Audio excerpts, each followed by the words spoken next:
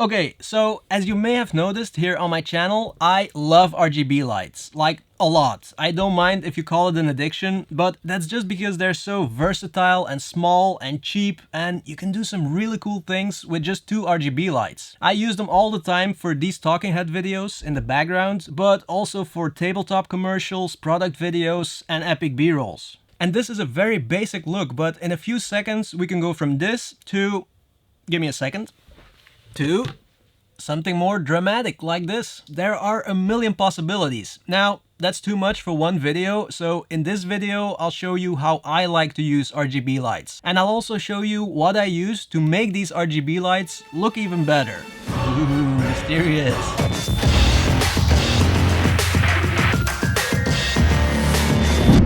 Some of you have been asking me why I'm wearing this hat all the time lately. Is it because I'm getting bald, or is it some kind of YouTuber uniform? Well, it's none of that. I'll just be honest, it's laziness. Pure laziness. Because I kinda need a haircut, but I don't feel like getting a haircut. So every time I'm about to record a video now, I'm like, should I get that haircut first? Or maybe I could try to make it look somewhat decent? Or I could just go for the hat. Well, there you go. The hat. Easy solution. Lazy solution. But anywho, RGB lights, that's what you're all here for. So first let's talk about the colors that I like to use. And the easiest way to explain is with the color wheel. This is the color wheel. It organizes colors and shows the relation between colors. Primary, secondary, and tertiary. Tertiary? Tertiary? I don't know, whatever. Now, when using RGB lights in different colors, usually people use complementary colors. That means colors on opposite sides of the wheel. Those color combinations always work, but it's not a rule. It doesn't mean that other combinations don't work. Pink and blue, for example, also works. I use that combination in my poker B-roll. Or certain shades of green and yellow also looks nice. And that's because they're on opposite sides if we divide the color wheel in warm and cold colors. So putting warm and cold colors against each other is also a pleasing combination. Of course, it depends on what you actually want to achieve in the video you're making. Just because a color combination works, looks nice, doesn't mean that it will match with the atmosphere you're going for in the video. But warm versus cold is what I like to use when I'm looking for combinations.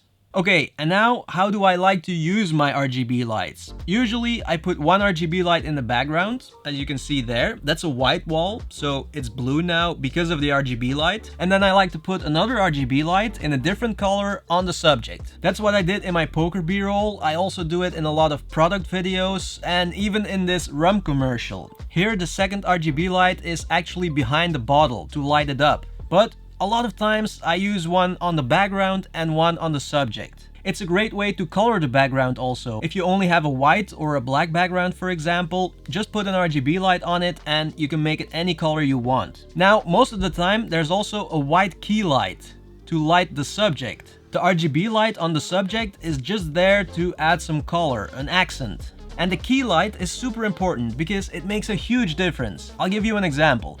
Let me put 2 RGB lights on the subject, me, 2 different colors. Let me just do that first. Okay, so we have blue and some kind of orange. This already looks okay, right? But now let's turn down the key light and see what happens. Let's first go to 10%. There we go. See how the colors get more intense? It already looks more dramatic, you know? And then if I turn the key light off, that's when you get the most dramatic effect. Now you can really see the colors pop and yeah, it's intense now. So a white key light takes away some of the intensity of the RGB lights. You always have to keep that in mind. If you don't get these vibrant colors, that's probably because you've set the output of the key light too high. Just lower it. But as you can see, there are so many possibilities. You can play with colors, intensity, the key lights, and then also the angles. Don't forget the angles because it's really important. This looks also really cool. See? Just an accent here in the back. You can play around with it for hours. I'm not kidding. I love it. And the cool thing about the RGB light that I'm using here, the pixel RGB light, is that you can also adjust the saturation. Okay, let's put everything back. Hey! Ah! That was my own stupid fault. Let's try to fix it. That's what happens when you use all these DIY solutions to put your lights instead of a proper light stand. But, well, okay, there we go. All set. Where was I? Okay, yeah, the... Whoa. Not too excited, it's not that great of a mystery or secret, but what I used to make the RGB lights look even better. And this is the big mystery secret of, well, this is just a mist filter. Ooh, I'm sorry for the disappointment if you expected something crazy, but no, it's just a mist filter. But these are really awesome. Now, a mist filter does a few things. First of all, it lowers the contrast of your video. It reduces the highlights and pushes up the shadows a little bit without making the image flat. But it makes your videos look a bit more filmic, a bit more organic. But on top of that, a mist filter also softens light sources. And there are different strengths. This is 1/8, and the one that's on the lens now is 1/4 of a stop mist. It's mostly subjective, you know, how much you like to soften up the light sources and the image. I like 1/8 and 1/4. If you go stronger to 1/2 or even 1 stop, then it gets a little bit too much. But let me show you what it does. Let me show you the difference between with filter and without filter. I'll take that one off. Get the light again. Okay, so you see the light source here? That's what it looks like without a mist filter. I mean, there's nothing much to say about it. It looks like that. And now I'll put the 1/4 of a stop mist back on the lens. And now this is what it looks like with a mist filter. Do you see that nice soft glow around the light source? Looks nice, right? I mean, I think it looks really nice. Maybe I can turn it down just a little bit. Whoa, it's the same. The higher you put it, the more glow you get.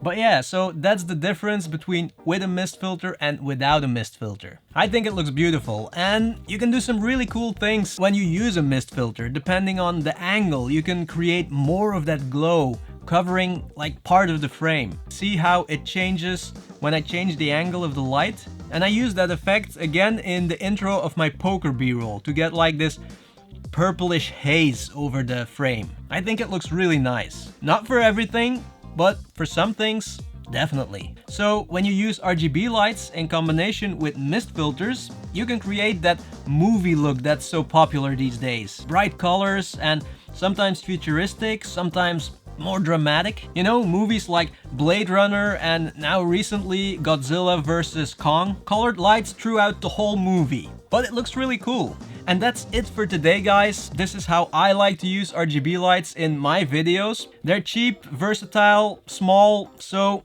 maybe it's time to get one yourself and just start making your videos pop. I hope you liked it. Thank you so much for watching, and see you in the next one. What was that? That was wrong. That didn't feel good. Aye.